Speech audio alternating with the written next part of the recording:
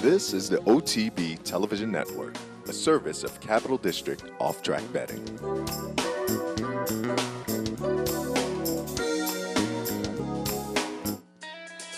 It's Golden Sense in full flight for the wire over Flashback, and Golden Sense have won the Santa Ana Derby.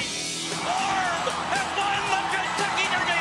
Forced to Dougie will take charge is surging, and it's a photo finish. It's too close to call. And Animal Kingdom wins the Dubai World Cup. Macho Man! Broadcasting live from the Capital OTB studios, this is Racing Across America with Seth Merrow.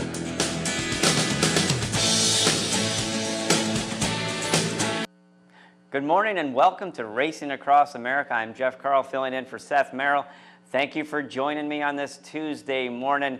In this hour, we are going to have Tony Callow, the race caller from the Finger Lakes. He's going to join me at about 10:15. He'll give us a few spot picks from Finger Lakes. If you saw the handicappers report earlier, I gave you all my selections, so it's going to be fun to connect with Tony Callow. About 9:30 at the bottom of the hour, we're going to be joined by Mike Gathigan, who is the Vice President of Communications for the Maryland Jockey Club, and we're just going to do a little bit of review of all that transpired down there at the Preakness. Of course, we all know California Chrome captured the Preakness, but there's a lot of events that happened, and we're going to talk to Mike about some of the stuff that happened on Friday and Saturday, the entertainment, the attendance, the handle, and moving forward. So it's going to be a nice conversation with Mike Gathigan. And speaking of California Chrome, in case you missed it, we talked about the handicappers report. The big controversy in the last couple days has been the nasal strip. Will he be able to wear it or not? Yesterday, there was a statement that came out, a joint statement from the New York State Gaming Commission, NYRA, and the Jockey Club regarding the use of nasal strips, and California Chrome will be allowed to wear one in the Belmont Stakes, as in any horse that now wants to wear a nasal strip and the NYRA circuit, even Finger Lakes, they've approved it. This was, I think it got blown up more than it should have been. We were talking about in Handicaps Report, the mainstream media really grabbed a hold of this, because I never heard trainer Art Sherman say that he was not going to run if he couldn't use the nasal strip. He just said it was a little bit of a concern. They crossed that bridge when they came to it. Again, it just kind of exploded. I was reading in USA Today, the headlines, California Chrome might not run in the Belmont Stakes, and even the NBC Nightly News on Sunday had a story about the fact that this might derail his. I don't think there's any way possible, even if they were not allowed to use the nasal strips, the California Chrome, albeit healthy, would not be in the starting gate. It's one of the most innocuous pieces of equipment that I've ever seen with thoroughbred racing. I trained for years, and when they first came out, I thought I'd try it on a couple horses, and they were slower horses to begin with, so I didn't want to experiment with some of my better horses. So I thought I'd try it on a couple of horses. It didn't improve them whatsoever. I think this is a case where, they put the nasal strip on California Chrome 6 starts ago, and he's been on that win streak ever since. And now all of a sudden, superstition does play a part with horsemen. And again, I don't think they would have not run if they weren't allowed to use it. But they are allowed to use it now. It's absolutely a buried issue as far as I'm concerned. I thought what was interesting is, this came to light 2 years ago with I'll Have Another, who was trying to capture the Triple Crown. We all know that he was injured before the race and didn't run. It became a moot point. But like California Chrome, I'll Have Another had been wearing a nasal strip. It was announced he wouldn't be allowed to. His trainer, Doug O'Neill, said, we'll run without it. It's not that big of a deal. Janine Edwards for ESPN, I watched an interview she did yesterday, and she talked that she spoke with Doug O'Neill and wanted to know about his thoughts about why all of a sudden they've changed. And Doug was pretty much taking it in stride. He says, well, it's a different regime now. It's different people looking at it. In fact, NYRA has brought in Dr. Scott Palmer, and just very quickly, his statement regarding the nasal strips, it says, I recommend that the stewards at state-based thoroughbred racetracks discontinue their ban on equine nasal strips. Equine nasal strips do not enhance equine performance, nor do they pose a risk to equine health or safety, and such do not need to be regulated. So again, it's a pretty innocuous piece of equipment. We're going to be moving forward. It is being reported right now that California Chrome and Right On Curlin, who was second in the Preakness, are on their way to Belmont Park. Dave Grennig from the Racing Forum has been tweeting along. They left early this morning. His last tweet from Dave Grennig about 13 minutes ago is that California Chrome's van stuck in traffic at the George Washington Bridge. He said, shocking. I thought that was a little strange at the time of day that they were leaving. I would have waited just a little bit longer so you don't hit traffic. They're going to be, according to Dave Grennig, arriving probably closer to 10:45 or 11 o'clock. That's California Chrome and Right On Curlin heading to Belmont Park. And again, I always think it's interesting that so many horsemen are in such a hurry to leave Pimlico. They kept California Chrome at Churchill Downs for a week after he won the Kentucky Derby. They got to Pimlico, and now it's only several days before they head up to Belmont. I believe it's the right move to make. It just, it makes me wonder why they decided to stay at Churchill Downs for the extra week, particularly when we had Willie Delgado, his exercise rider, on Saturday, and Willie informed us that California Chrome really didn't care for the Churchill Downs racetrack. He tolerated it, but he loved Pimlico. So to me, I thought the right thing to do would have been to move him right from Churchill to Pimlico, and now they're going right from Pimlico to Belmont Park, and it's just a little bit of a head scratch why everybody's in such a hurry to leave. I mean, they talk about how well they're treated when they come to Maryland, and Baltimore's a great city. There's a lot of fun things to do there, but it is what it is, and we're just grateful that California Chrome came out of the race in very, very good shape from what we understand. As I said, he should be arriving with Right On Curlin. They're on the same van. I've seen some pictures on social media of Willie and Raul Rodriguez on the van with California Chrome, so he's accompanied by the people that know him the best. He should be arriving soon. And just real quickly, moving forward, the Belmont Stakes, I've said it before, that to me the only question regarding California Chrome in the Belmont Stakes, I know he's better than the other horses he's run against. He knows he's better than they are. The 1.5-mile distance, is his pedigree suggest it? No, it doesn't, but none in here really have the pedigree to go 1.5 miles. To me, it's just going to be a matter of how he takes to the racetrack. Belmont is called Big Sandy for a reason. It can get sandy and loose, and I'm hopeful that he's going to be able to handle this racetrack, and maybe we'll be able to touch base with Willie Delgado somewhere between now and the Belmont Stakes and get his take on it. But I think it is a good idea to get him there. Nasal strip, done story, it's over with. Thank goodness we don't have to deal with that for the next 3 weeks. I do give everybody credit for putting that one on the sidelines immediately, addressing it, change it. The only thing you do with a bad rule is change it, and they changed it, and I take my hat off to them, and now everybody on the NYRA circuit and Finger Lakes can run with the nasal strip. Just a couple more notes before we go to the break, and we'll have Tony Callow on. There's an ongoing issue with Colonial Downs in Virginia this year. They have not had their date set. There's a dispute between the owners of Colonial Downs and the Virginia HBPA, the Horsemen's Benevolent and Protection Association, so basically the Horsemen's Association. It's being reported that the Virginia Racing Commission granted them an extension to settle their dispute. Right now, it appears that maybe they don't run in Virginia this year. They were talking again over the past weekend. They may be moving forward, maybe not. They were supposed to come up with some dates by yesterday. They have been extended until Thursday to come up with a schedule of dates for 2014. There's a lot of moving parts involved. I haven't been really in tune with why there is a dispute. I believe it has something to do with the the Colonial Downs administration wanting to run fewer dates. The horsemen want more dates. Hopefully they have not reached an impasse, and maybe they'll be able to resolve this, but at least the Virginia Racing Commission, which governs the whole thing, giving them a few more days to try to get it all square, so we'll keep you posted on that. And something that maybe got overlooked this weekend happened across the pond. Verrazano, who was very prominent in the 3-year-old races last year, won the Tampa Bay Derby, won the Wood Memorial, was favored in the Kentucky Derby where he didn't run well, came back, he won the Haskell, he was favored in the Travers. It was announced that he was going to be retired last year after he ran the Breeders' Cup Mile. Off the stud duty it was going to be, and my thought process then was that I would love to see this son of More Than Ready try the turf course, and I thought it was a little bit maybe disappointing that he didn't have that opportunity. But the people that owned him, the Coolmore people, decided, hey, we're going to give it a try. And Verrazano was then switched to Aidan O'Brien and sent over to England. And Verrazano did make his first start this past weekend at over in England, and he was a very, very good third in a race. He only got beat 4 lengths, and according to Aidan O'Brien, he was very delighted with his effort.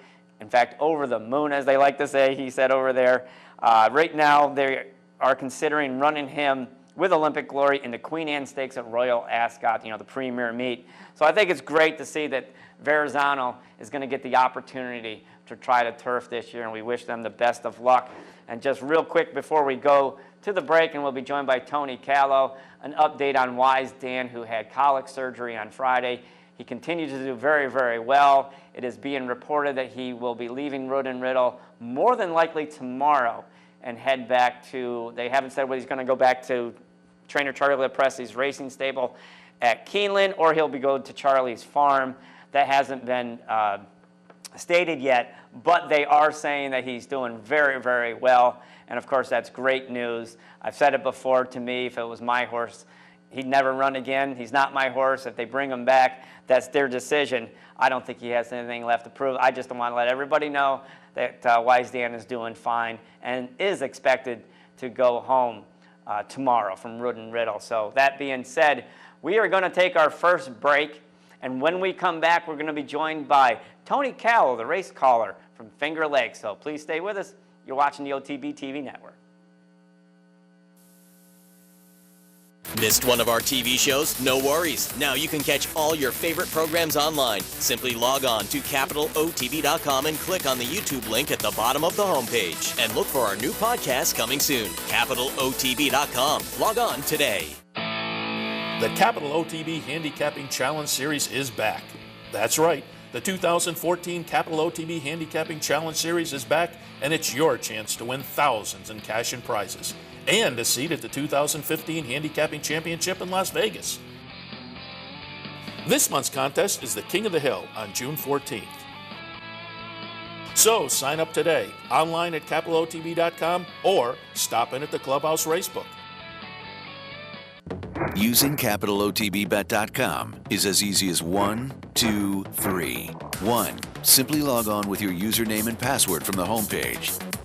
2. Fund your Capital OTB account through our Easy Money, Green Dot, or Visa MasterCard options. And 3. Place your bet on one of our 3 easy-to-navigate wagering platforms: Capital Bet TV, Capital Bet Express, or Capital Bet Pro. CapitalOTBBet.com. Log on today. Here in upstate New York, no one provides bettors with more wagering options than Capital OTB. Our network of branch and easy bet locations stretches from the mid-Hudson Valley all the way to the Canadian border and west to central New York. So whether you need to place a bet, fund your Capital Bets account, or watch the next big race, all the action is just around the corner. A full list of our branch and easy bet locations can be found online at CapitalOTB.com. Capital OTB, the better and most convenient choice for wagering in upstate New York. I'm Anthony Mormino. Join me weekdays at 9 for the Handicappers Report. We'll handicap the top tracks across the country and help you prepare for the day in racing. That's the Handicappers Report, weekdays at 9, only on the OTB TV network. This is Racing Across America with Seth Merrow.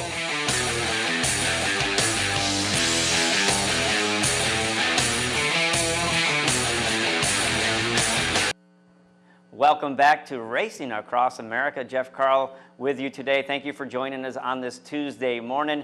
Right now, we are pleased to be joined by Finger Lakes race caller Tony Callow. Tony, thank you for joining us today. Hey, Jeff. How are you? I am doing well, thank you. What's the weather look like up there in Farmington, New York? Pretty nice day this afternoon. Sun is shining, and looks like we're going to have a nice fast track for the entire card. That sounds great, Tony. You know, I'm a big fan of yours. I love your race calls. I love your signature. And there they go. I'm probably not a very good impression, but I love the enthusiasm. Not bad. I love the enthusiasm you put into your race calls. I enjoy watching the races from Finger Lakes. You know, I spent a little bit of time there, so I know some of the people, and I enjoy your calls so much. how many years have you been at Finger Lakes now? This is the start of my 7th season. And so I started back in 2008 after Ross Morden passed away.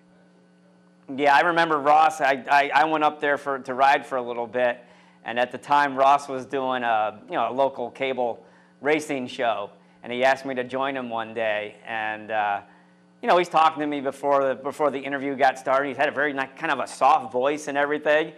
And then when the camera came on, I heard that booming Ross Morton voice. And I remember it set me back a little bit, and I realized, oh, okay, that's his TV voice.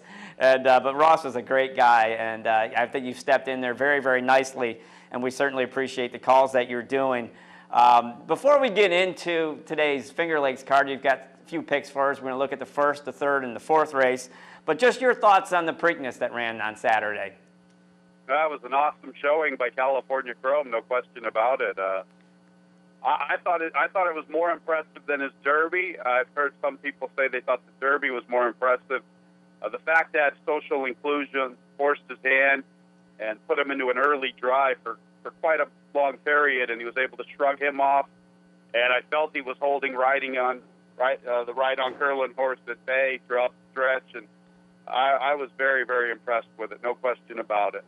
For me as a former jockey, I was just, what a textbook ride Victor Espinoza gave California Chrome. We talked about the race that morning on Handicappers Report. And there's some speculation that the number 3 post position wasn't going to be a good one for California Chrome. And my take as a former rider, I says, well, where do you expect him to be going into that first turn? You want him to be in the 3 or 4 path. And I said, the only thing that Victor has to do coming down the lane the first time is hold his ground. You know what I mean? He doesn't have to move in. Now, he moved out a little bit to kind of accentuate that when Social Inclusion ranged up alongside him. And then, as you said, when Social Inclusion made that early move, right now Victor is kind of, he's on a fine line because you can't lose your position, but you also can't empty out the tank right then and there. And instead of having California Chrome make that big burst like he usually does, he just kind of let him rev up a little bit and kept him up in the bridle. And then when he had a little bit, not quite the same kick he had in the Kentucky Derby, but as you said, he left enough in there in the tank to hold off Ride on Curlin, and just a tremendous race. It's being reported that he should be at Belmont Park very, very soon, Tony. So, again, that's going to be very exciting. But taking a look back at the Finger Lakes card today, I wanted to ask you, is there any recent trends of the way the track has been playing the last several days that maybe some of our players should know about? I thought yesterday we were kind of a little bit more towards the front end. Looked like horses that were somewhat forwardly placed had a bit of an advantage, and that seems to be a case there when our racetrack gets fast, and especially in the sprint distances. So I would look for forwardly placed horses, and that could be attributed to our field sizes. Yesterday the field sizes were a little bit on the smaller side, and I always think when there's a small field size, it tends to benefit forwardly placed horses.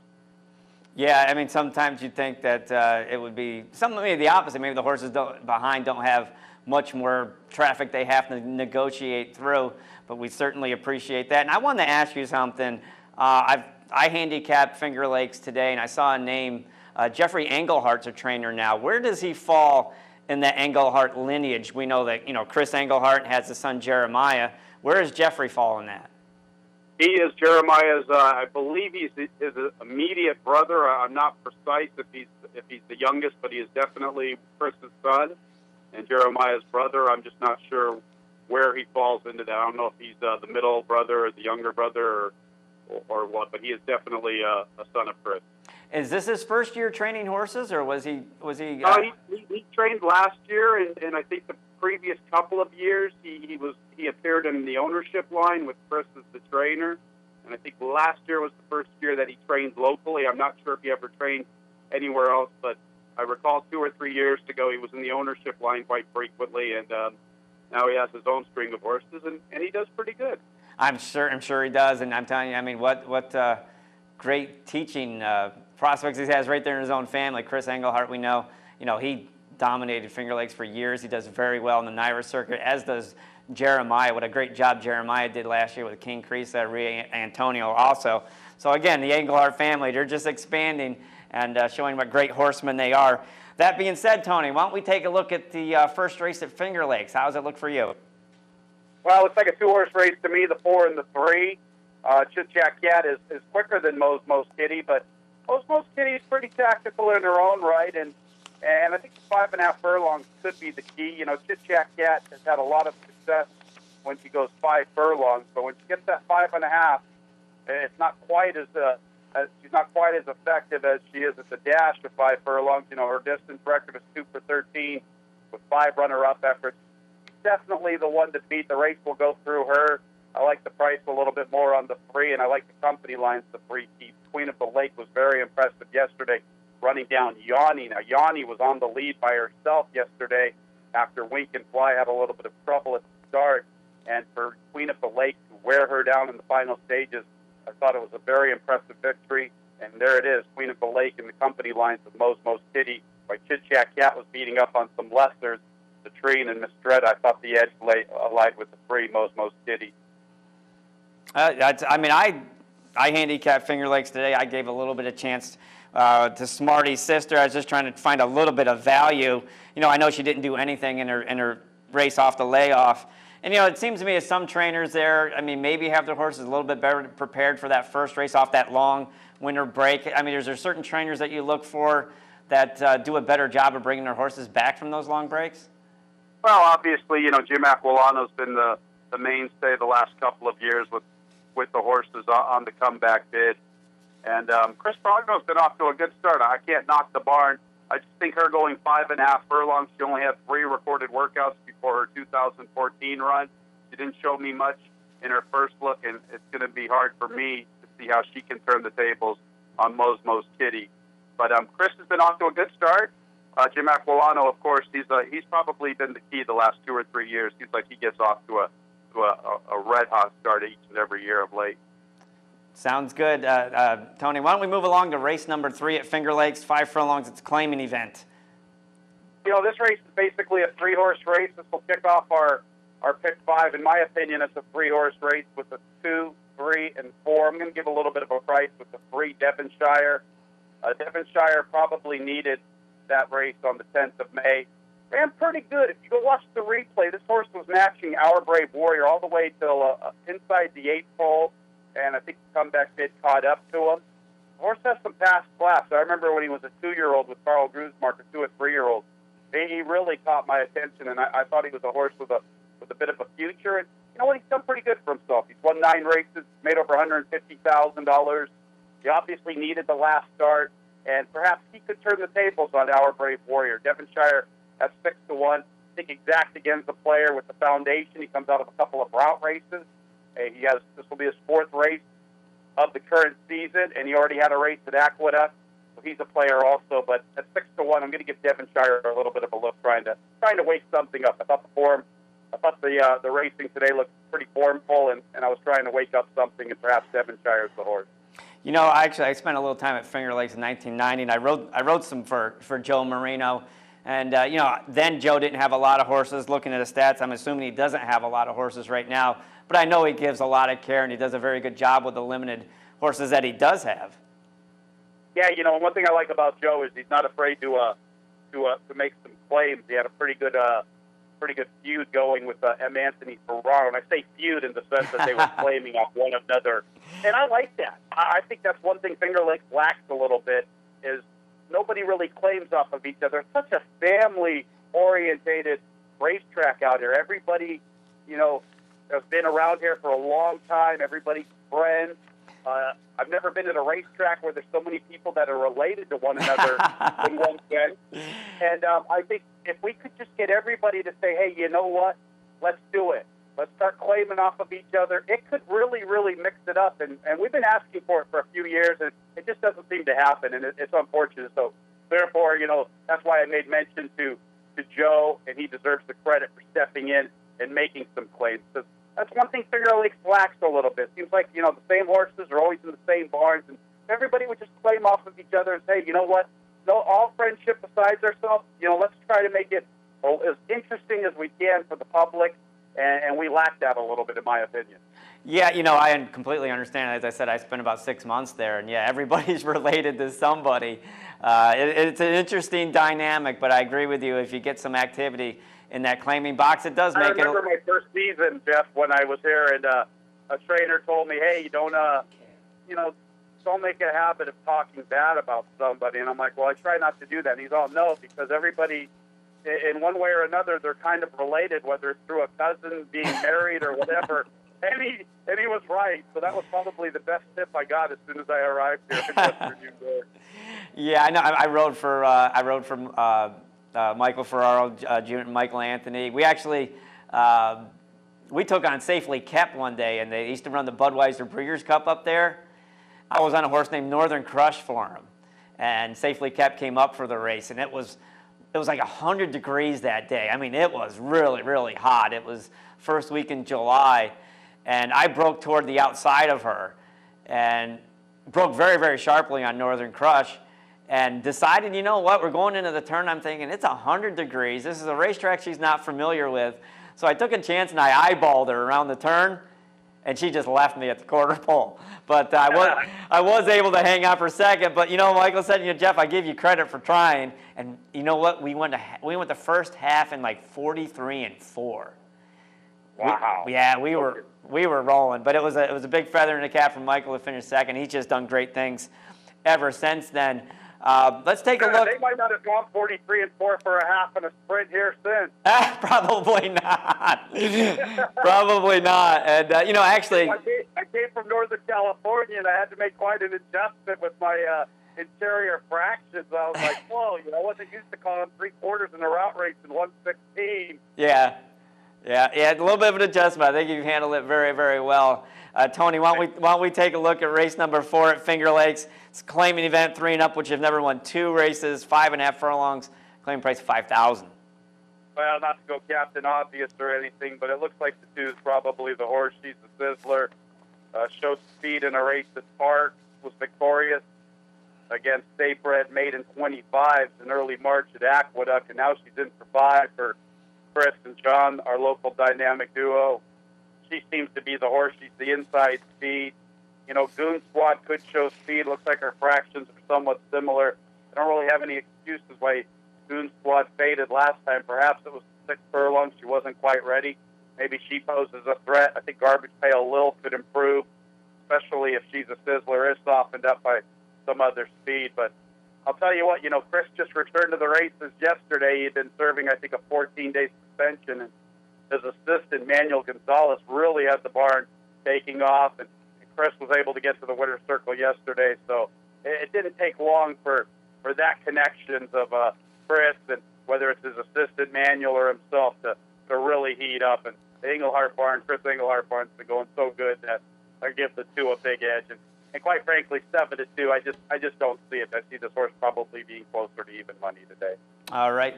Tony, before we let you go, it was announced yesterday that California Chrome is going to be allowed to wear the nasal strip, as any horse is in the whole state of New York, including the Finger Lakes. They made that announcement yesterday. Do you think there's going to be a run on nasal strips up at the Finger Lakes? Hey, you never know. I mean, it's a game of trends, and I could see it happening. I could see it happening, especially as we get into the summer when it gets really, really humid here. Maybe trainers might feel it'll open up some passages for some of these horses, and I could see it. And I went on Google, and it looks like they're anywhere from about $10 to $13 a pop, so they're fairly feasible. And I don't know. I could see the whole nation getting nasal strip mania. I think we're going to have a Triple Crown party here at my house, and I'll be supplying all the nasal strips for everybody else. Yeah, my crew here was teasing me that they should have ran over to the shop right next door and gotten me a nasal strip for our broadcast this morning. But, they're just trying to have some fun with me. To me, that was such a ridiculous rule to begin with. I think it's, it's an innocuous equipment. I used one a couple times. I didn't think it made a major difference on any horse, but it's, I think everybody should have the option of running with it. I don't know why New York was trying to stand alone on that issue, but I'm glad they've at least taken care of it in pretty short fashion coming into this race, because the whole thing just kind of blew up. Even the mainstream media was talking how Art Sherman might not run the horse, and I don't ever recall Art even saying that. He said it was something he was going to, cross that bridge when he came to it. Yeah, no, I think NYRA needs to be applauded for their quick decision on this one. horse racing deserves this. We almost got a shot a couple years ago with I'll Have Another, and it was unfortunate he scratched the day before. And I'm just hoping that California Chrome makes it to the starting gate and we get the opportunity, because it's a great sport. My dad taught me a lot about horse racing when I was very, very young, and it really, really hit hard with me. And, I think it's one of the greatest games on earth, no question about it. For me, Tony, it's been 36 years, so there's a generation and a half of potential racing fans or people that want to get involved in racing that have never seen a Triple Crown. For me, it was Secretariat. I was 8 years old, and my mother sat me down and had me watch the race. I was always small but very athletic, and she says, "Boy, you see that little guy on the horse? You could do something like that one day." And to me, there's a lot of people that are working on the backstretch, exercise riders, trainers, grooms that have never seen a Triple Crown winner, and to me, that's quite amazing. So I don't know if it's going to change the landscape of racing an awful lot if we get a Triple Crown winner, but I think it provides a lot of hope for the people that are working on the backstretch that haven't seen one. Yeah, I totally agree. I'll be 46 this year, and basically, I remember Secretariat, but not that much. Seattle Slew, it was affirmed for me. It was no question it was affirmed during that time, and I got spoiled, because then there was Spectacular Bid going for it. Then there was Pleasant Colony, and it just seemed like year in and year out we had a major chance at it, and of late it hasn't been the case. And I'm really, really happy for the connections. I'm from Northern California. I grew up in a town called Livermore. I called Victor Espinoza a lot when I was at Northern California Bay Meadows and Golden Gate Field. Same with Art Sherman. Art's been nothing but classy and respectful to me when I was the announcer back there. And for these guys to be doing what they're doing, I'm so happy. I know Art's son Alan. I mean, we're not like friends, and I call him on the phone or anything. But when I was in Northern California, we were always cordial with one another, and it really is cool for me to see people that I've worked with in Northern California have a chance to do this. It is so awesome. I'm so excited. Yeah, and it's just a heartwarming story. That great connection you have with the Shermans. I have a connection. The exercise rider, Willie Delgado, was a very good friend of mine in Maryland. I rode with his brother, Alberto. We all played softball together, and we all knew each other very, very well. So I have a connection there also. But that notwithstanding, it's just a tremendous story, and we're hopeful he can get it done. Tony, we want to thank you for joining us today and giving some of your observations for today's Finger Lakes card. Awesome, Jeff. Thanks for having me, and thanks for the kind words. I really appreciate it. All right, be well, my friend, and keep up the good work. You're welcome. That's going to take us to our next break, and when we come back, we're going to have Mike Gathigan, Vice President of Communications for the Maryland Jockey Club. So stay with us. You're watching Racing Across America on the OTB TV network.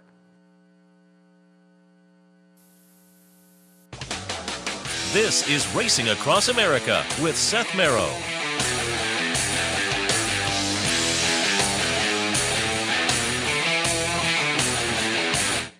The future of online betting is here, and only at the all-new CapitalOTBBet.com. CapitalOTBBet.com delivers a state-of-the-art wagering experience found nowhere else in horse racing. CapitalOTBBet.com. Log on today. Fascinated by the world of horse racing? Interested in honing your handicapping skills? Class is in session. Night school, Monday nights. Easy to access online. It's free, interactive, and informative for the casual and serious race fan.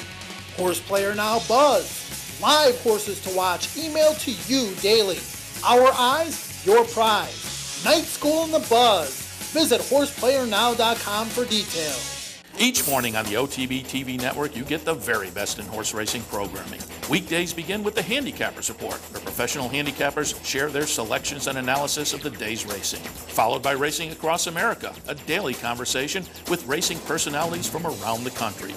Saturdays include Down the Stretch, where Mark Cassano speaks with the biggest names in racing. And Sunday mornings, it's Loose on the Lead, where Steve Bick and I offer news and a unique lineup of weekly guests. All here on the OTB TV network.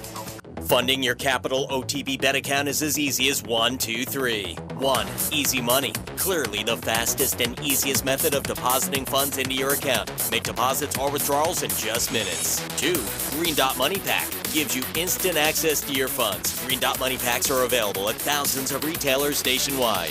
And 3, MasterCard Visa. Simply click on the link from the funding page, enter your account information, and fund your account. CapitalOTBBet.com. Log on today. Hey race fans, head down to the all-new Clubhouse Racebook. With live horse racing on more than 250 flat-screen TVs, state-of-the-art wagering terminals, and amazing Vegas-style atmosphere. The Clubhouse Racebook, 711 Central Avenue, Albany. Welcome back to Racing Across America. Jeff Carl with you on this Tuesday morning. Thank you once again for joining us. Before the break, we had Tony Callow, the race caller from Finger Lakes, gave us a couple of his selections for today's Finger Lakes card.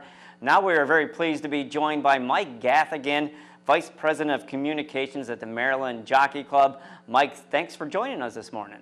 Thanks for having me, Jeff. You taking a nice deep breather after the excitement this weekend? Absolutely. The California Chrome and Rydell and Curlin pulled out of here at 6:15 this morning, and he's heading to New York.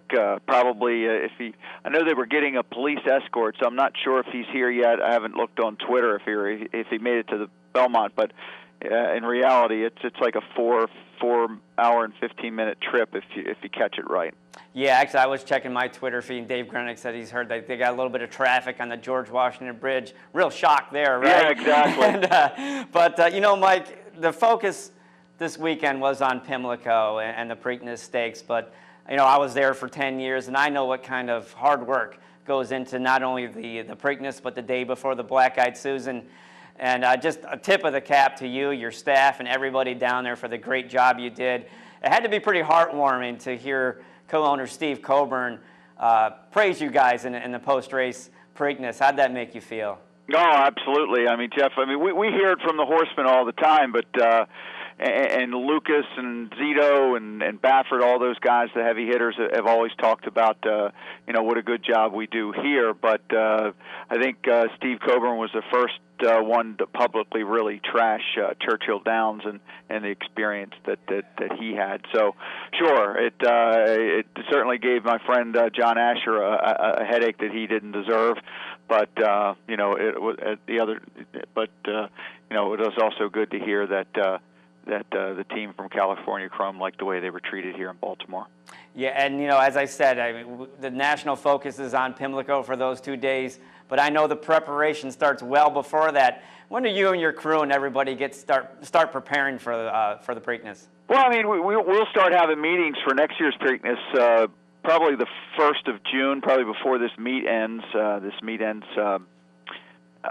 Belmont Day, but we start putting the good, the bad, the ugly. Tom Chukas, the boss, kind of asked us to all kind of put together our thoughts and what went right, what went wrong, and then what was a disaster, and then we start from there. And but for me, our staff, my staff here, well, not the entire staff, but me, I haven't had a day off since we got to Pimlico. So this is the 51st straight day that I've been in the office. So and last week I worked 120 hours, the week before 100. So it's a grind, and it mentally and physically. So trust me, we're happy when it's over, and all the horses come back safely. I think that's the most important point. But certainly the next couple of days, I'm going to enjoy being out of the office.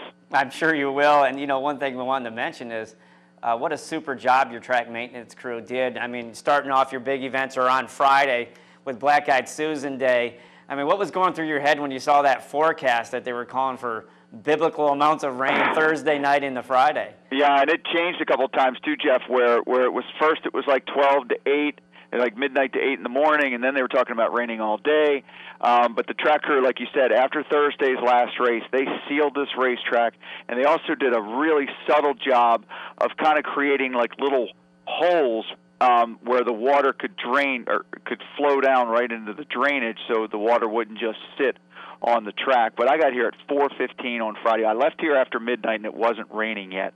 I got back at 4:15, and it was coming down. And I did a live shot with one of the TV stations, and the reporter tells me, well, you know, the worst of it here, and this was at 5:30. The worst of it is 40 miles away. So I went over and ran over and talked to Alan Sherman and Billy Gowan. They were going to take out their horses at like 6:45 and 7 respectively. They moved that up to about 6:10 because at about 6:30 the worst of it came through. So we got 2 1/4 inches of rain Friday morning, and by the Pimlico Special, it was a fast track. So the guys like David Whitman, who's the head of our track crew, did a tremendous job of getting this racetrack ready. And then, of course, we had spectacular weather on Saturday, and we got on the turf for the 4 stakes races. We had to take off the turf for the 3 allowance races just to make sure that the turf was good for the stakes races, especially the 2 graded ones. But hats off to Robbie Mitten and his crew as well. I mean, again, I think every racetrack probably thinks they have the best in the business, and we certainly concur with that. We believe that our guys are right up there, number one in the country, and based on track and turf performances.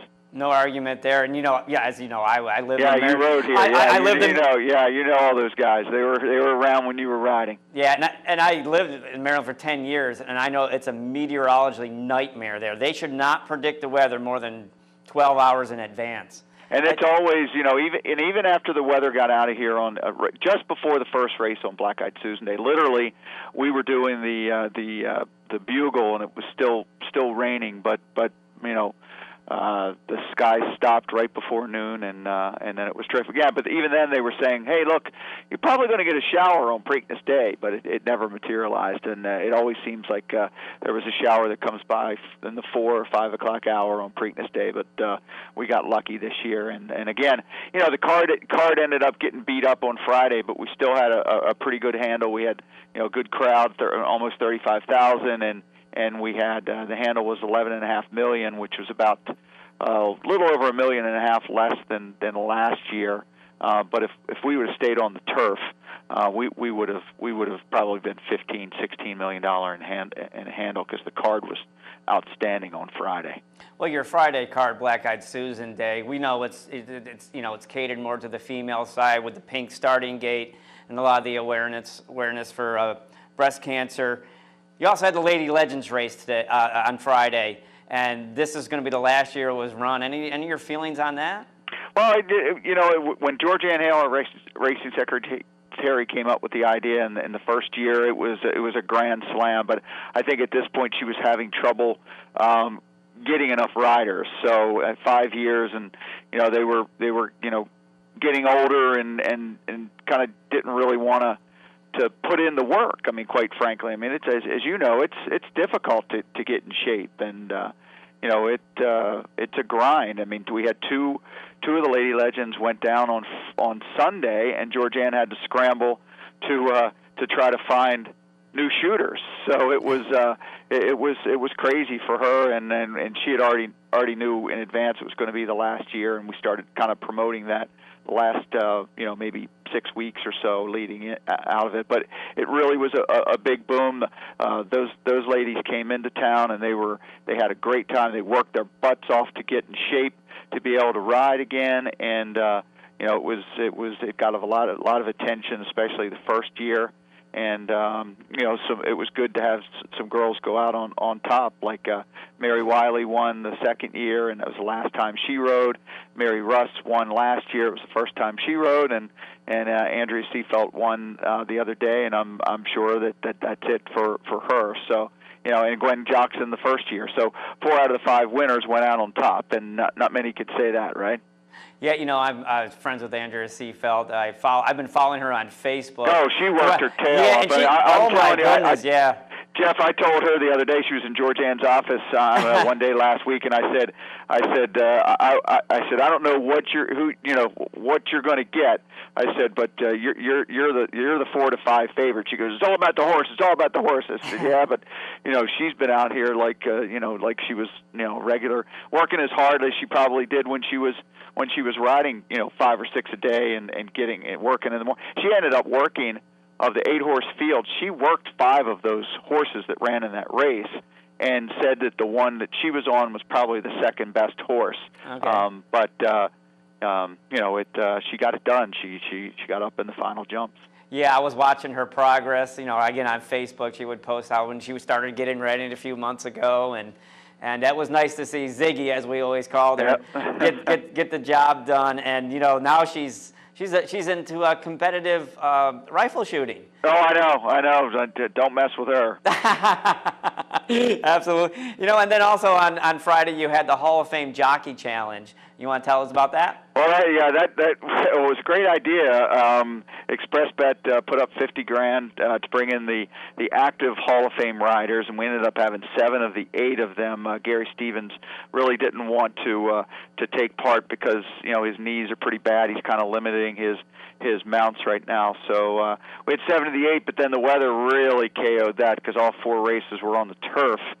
So they came off the turf, so we canceled the actual wager and then and had them split the earnings, the jocks, and then just said, all right, go out and see who gets the most points, and Johnny Velasquez ended up winning.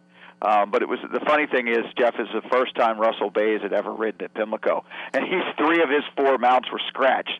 So we were so he ended up only riding 1 race at Pimlico. He finished second, but it was, in hindsight, it was a great idea. But unfortunately, Mother Nature didn't let it happen. But it was amazing. Those guys.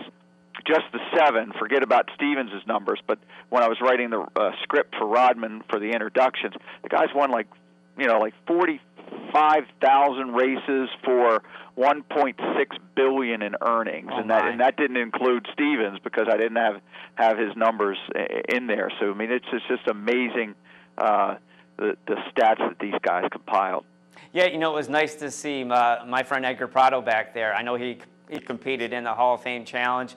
He was able to capture the Dixie Stakes the next day on the turf on Preakness Day. So it must have been good to see Edgar once again. It was good, and he, again, he got hurt 6 weeks ago, and we were like, okay, these guys are falling apart too. And at that point, we didn't know if Alex Solis was going to get into the Hall of Fame or not. So, in hindsight, we really could have had 5 of the 8 or just 5 riders, but Edgar worked his tail off, and Alex ended up getting inducted into the Hall of Fame, and we quickly invited him the same day that the announcement was made, and he accepted. His son Austin is riding here now in Maryland. He's now a 7-pound bug, but again, those ideas are all pretty. You just try to do different things on those big days, try to create some buzz, and unfortunately, again, Mother Nature was not our friend for the Hall of Fame Jockey Challenge. Well, you face some challenges with Mother Nature on Friday, but you're coming into Saturday, and boy, you get an absolutely Chamber of Commerce day. It looked spectacular there. I was a little envious that I couldn't be there myself. But tell us about Saturday coming into that day, the anticipation, and was it everything you expected? Oh, absolutely, and we were pleased that Art Sherman wanted to bring California Chrome in early, so he arrived on Monday to really kick off Preakness Week. A lot of times they wait until Wednesday, or in some cases even later than that, but the majority of them would come on Wednesday, and so to have him here on Monday, it was the second straight year we had a Monday. It helped build up the momentum, and he had a great story. He had a moderately bred horse that came in and captured the world. And as you know, Baltimore is a blue collar town, and it's a blue collar horse with not a high-profile trainer, a guy 77 years old, a great story with swaps and being the exercise rider. So it did capture the attention of this town. As a matter of fact, one of the placing judges told me, he's also our clocker, told me yesterday that when they placed the 3 up on the screen to say he was in first place, he said he's never felt this place shake like it did. So clearly, as evident by the fact the horse is 1-2, he really, I think that the nation has fell in love with this story and this horse. It is absolutely fabulous, and I know the people of Baltimore and Maryland, that the way they embrace the whole Preakness event, I try to explain to people, that it's just not the race. There's so much that goes on throughout the city of Baltimore that week leading up to it. And as you said, having California Chrome coming in on Monday just accentuated it. Now, your attendance and your handle was outstanding on Preakness Day, wasn't it? Well, yeah, record attendance, a little over 123,000, and it's amazing looking out of my office. It's like the best view in Baltimore. I'm on the top of the roof, and I can see the infield and the amazing amount of people that were in there watching the concerts, especially the two headline acts. And yeah, well, I mean, again, the handle was the sixth highest all time. It was a little over 83 million, but we were really concerned about the Preakness. I mean, the Preakness really dictates the day. 53 million of the 83 wagered was strictly on the big enchilada. And the last time we had such a prohibitive favorite was Big Brown, and only about 47 million was wagered on the Preakness that year, kind of pushing the handle down. Now, last year Orb was, I think, 53 million, or right around what was bet this year. And I think internally we thought if we can get $50 million bet on the Preakness, we would be happy, and if we could reach 80 million as well, we'd be happy. So it exceeded it by 3 million, and we'd have been pleased anyway. But I think that that extra 3 million wagered on the Preakness was something we weren't expecting. And I think it's safe to say, Mike, that the experience in the infield has changed since I was there in the 90s and the early 2000s. Like I said, that you guys have brought in the headliners. You had Lord on Preakness Day. That's absolutely outstanding. Frey and the Counting Crows the day before. But my wife used to always tease me. The infield used to be, for lack of a better word, quite rowdy out there. And my wife would always tease because the jockey porch is a very good seat in the house. And she used to always tease me because all the Jolly jockeys and the valets, we would have our binoculars. And she said, you guys weren't even nowhere near looking at the horses. The horses were a half a mile away, and you guys are watching what's going on in the infield. And she used to tease us all the time. But it seems like it's taken on an extremely different feel. How do you think it's worked out so far? Oh, well, I mean, Tom Chukas, I think they had his face in the post office, or at least on college campuses, that he was the most hated man in Baltimore when he decided after the 08 Preakness to stop that nonsense about stop bringing in the alcohol here. It just had gotten out of control. 2007 and 2008, I mean, if you Googled Preakness, the first thing that would pop up would not be the great race between Curlin and Street Sense, or Big Brown rolling on winning by basically a pole. It was these running of the urinals and folks throwing full beer bottle or beer cans at folks, and someone was going to get significantly hurt. So Tom stopped it, and then the kids boycotted the first year. I mean, I think we had about 13,000 people in the infield that day, and but it's slowly built back up. The next year, I think we ended up probably having maybe 35,000, and now it's back to what it was, and it's safer. I mean, we've created this mug club, and it finally got that where it runs smoothly as well. I mean, it's taken us 5 years to really master it. But now it's just a safer environment. It's still a huge party, but guys our age, Jeff, are ready to go back there again. That may have been in there in the, I did about 10 of them in the infield. But when we were rowdy, but we were just wrestling with each other. We weren't out there looking to hurt anybody else, and that completely changed, in 07 and 08. So for him to make that bold decision, and now he's made another one where I don't know if you saw, but he announced late last week that he's looking to change the spacing of the Preakness between the Derby and Belmont. He'd like to run it 2 weeks later instead of 2 weeks after the Derby. He'd like to run it 4 weeks after the Derby, and he's not afraid to make bold statements, and we'll see how that one goes. Yeah, we're going to see how that plays out, but much appreciation for the changes you guys have made down there. As I said, I know the work and the effort that goes into it from your crew, from Karen DeFrancis's crew, Mr. Chukas. And it's just a great event. I miss it. I miss being with you guys down there, particularly this time of the year. And Mike, we want to thank you for joining us this morning on Racing Across America. Hey, Jeff, thanks a lot. And next time you come down, just make sure you come up to the press box. Okay, I certainly will. Thanks again, Mike.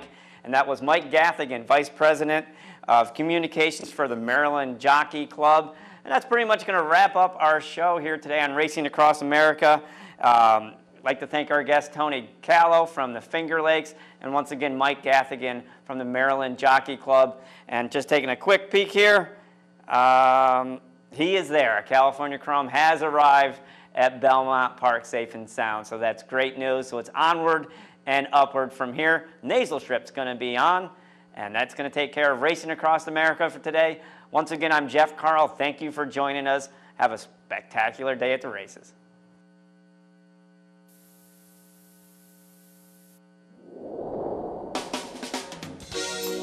You're watching OTB TV, a service of Capital Off-Track Betting.